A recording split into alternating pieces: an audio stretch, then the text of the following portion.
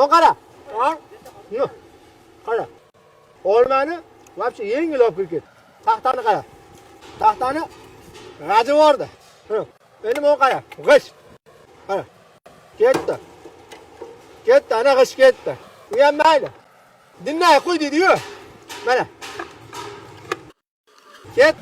Bu do'stlar O'zbekistonda yangi chiqqan drobilkali desam ham bo'laveradi. Ya'ni buvayda titan katollari. Buvay titan katollari любой ko'mirni do'stlar majalatni qo'rib, do'stlar o'tdan chiqyapti mana. Ana olmamiz ham chiqdi. Ana birato'la tuya qorsa ham bo'laveradi. Mana g'ishimiz chiqdi do'stlar. Hozir baklashga chiqadi.